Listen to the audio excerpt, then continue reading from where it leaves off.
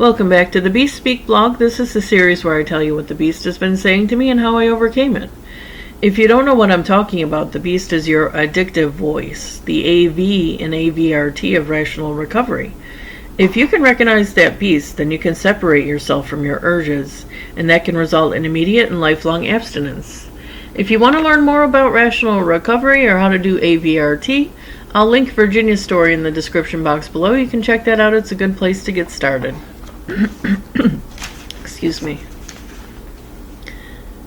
So you want to ask yourself, who have you hurt? Yourself, for sure. Those you love? Society? The onus belongs to you. You can't abdicate your responsibility. You have to take it upon yourself to be accountable. Don't disown that. But that's what abstinence through AVRT does. It's you being accountable. And that's so laudable. And it feels so powerful, doesn't it? It's so right. Own it. We want to use pre-made forgiveness to escape the discomfort of guilt before it ever even gets started. But guilt must be faced if we are to grow and be moved to do right. But when is it useful to forgive yourself?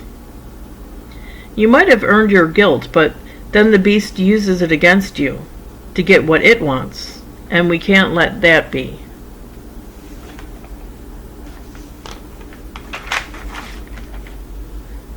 A blanket pre-approved forgiveness can be exploited by the beast.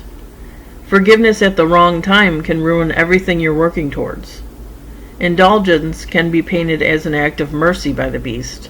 We're bad, how sad, so we can do bad things to get relief. That same act, though, of forgiveness at the right time can release you from the beast. When you forgive determines whether it's helpful or not. You only release yourself from the guilt to get free of the leverage of regret that the beast is using against you. Don't forgive yourself before the act. There, hold yourself accountable. Don't let forgiveness be used as a tool to walk through that door. In rational recovery, we go on after a lapse as if nothing has happened. You had a personal party and get on with your abstinence. Use forgiveness to shut the door. The beast wants that door open all the time. On one side, it'll use forgiveness to open the door, and on the other side, it'll take forgiveness away to get you to keep that door open in regret. We falsely equate forgiveness with okayness. It's okay because I'm forgiven. You think because that will be true after the fact, it's true before the act, and it's not. If you commit the act, you're guilty of it. The onus still belongs to you. That's the difference between the Old Testament and the New Testament. The Old Testament was an eye for an eye, a tooth for a tooth, a balancing of scales. Imagine if all the illicit pleasure you ever gained without earning it was paid for in some other way, a full accounting. Then you have the New Testament and you have mercy introduced, the idea that your debt has been paid. Obedience then becomes not a consideration of cost.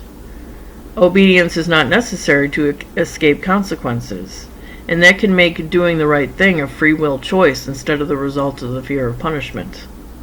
Let that obedience be to yourself, not the beast.